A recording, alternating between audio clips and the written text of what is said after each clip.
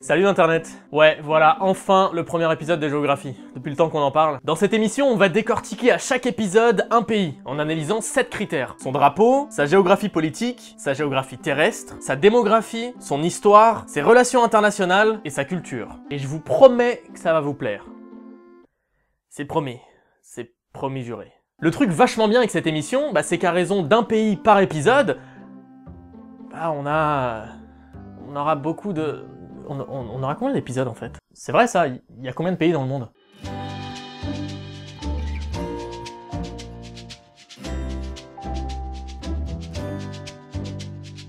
Damn, c'est une question énorme ça! 5000, 10 000, 1 million, 1 milliard! Non, moi je dirais 42. 42 ça me semble un bon chiffre. Ou 814 au choix. Ouais, et plus sérieusement sinon, parce que c'est quand même une question importante. 10? Il y en a 10? Je suis sûr qu'il y en a 10.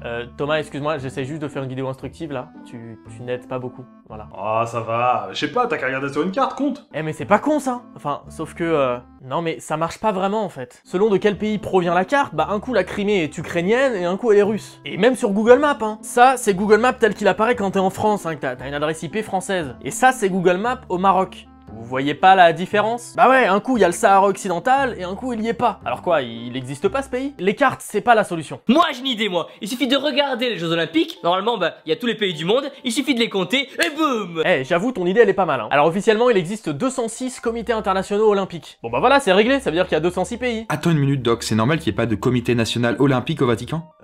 Non. Putain j'avoue, il y a pas le Vatican.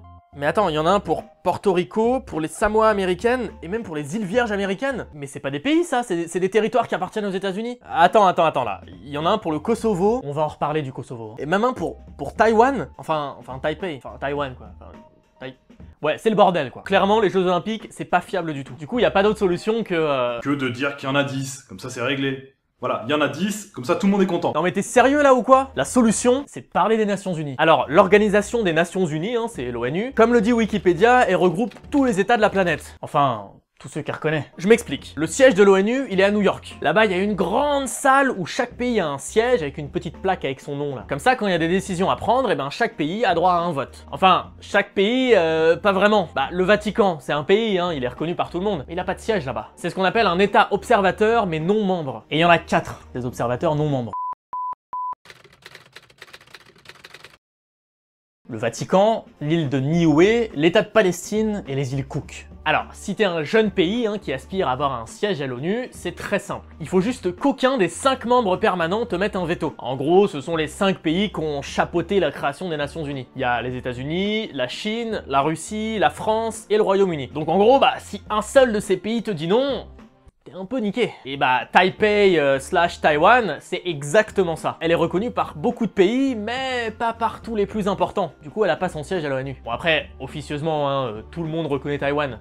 Sauf quand la Chine est à côté. Dans ce cas-là, vous imaginez bien, tout le monde devient un petit peu hypocrite. Bref, faut pas oublier qui fabrique la quasi-totalité de ce qui t'entoure, ton téléphone, ta brosse à dents, ton ordinateur. Et le cas de Taïwan, c'est très loin d'être la seule situation compliquée au monde. Il y a d'autres exemples comme ça d'États non reconnus par l'ONU, mais quand même par certains membres de l'ONU. Le Kosovo par exemple, il est reconnu par une centaine de pays, mais par seulement 3 des 5 membres permanents, donc ça suffit pas. Le Sahara occidental, il est reconnu par une cinquantaine de pays dans le monde, et par la quasi-totalité des pays africains d'ailleurs. Il fait même partie de l'Union africaine, qui regroupe tous les pays d'Afrique. Sauf le Maroc. Ouais, pour le Maroc, le Sahara occidental, c'est à lui, donc forcément, il est pas trop d'accord avec le fait que ça soit considéré comme un État. A l'inverse, il existe des pays qui ont un siège à l'ONU, donc qui sont reconnus par les 5 membres permanents, mais qui sont pas forcément reconnus par tous les autres pays de l'ONU. Par exemple, l'Arménie, elle est pas reconnue par le Pakistan. Chypre n'est pas reconnue par la Turquie. La Corée du Sud, elle est pas reconnue par la Corée du Nord. Enfin bon, des problèmes comme ça, il en existe des masses. Il y a le Somaliland, qui a déclaré son indépendance, mais qui est reconnu par personne. Il y a le Tibet, qui est un petit peu dans la même galère que Taïwan. Il y a aussi le cas très drôle de la Transnistrie, du Haut-Karabakh, de l'Ossétie du Sud ou de l'Abkhazie. Eux, c'est vraiment le bordel. Alors, l'Abkhazie et l'Ossétie du Sud sont reconnus uniquement par la Russie, le Venezuela, le Nicaragua et l'île de Nauru. La Transnistrie est uniquement reconnue par le Haut-Karabakh, l'Abkhazie et l'Ossétie du Sud. Et le Haut-Karabakh est uniquement reconnu par la Transnistrie, l'Abkhazie et l'Ossétie du Sud.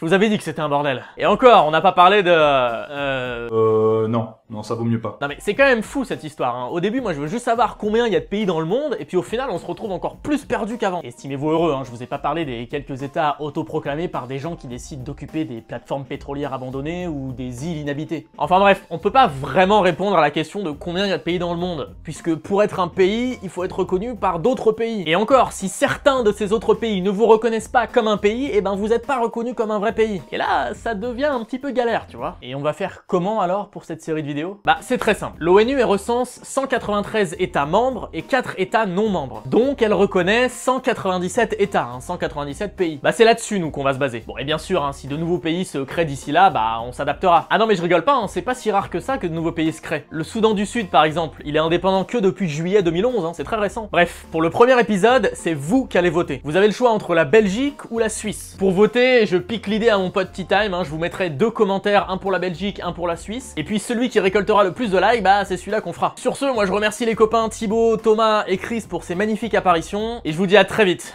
pour une nouvelle vidéo. Salut Internet.